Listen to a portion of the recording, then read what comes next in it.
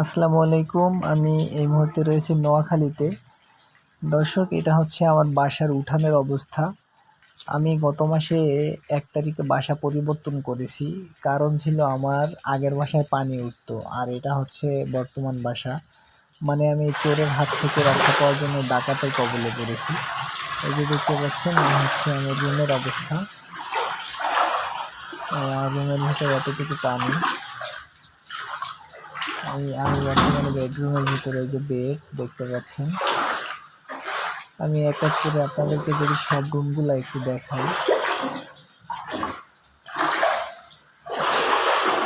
হ্যাঁ, এটা হচ্ছে বেডরুমের মিডলের অবস্থা, এই পরিস্থিতি হয়েছে। এই যে আমার মন্টে পাখিটাকে দেখেন কোথায় উঠায় রাখছি। এই যে স্টুলের উপরে বসে আছে।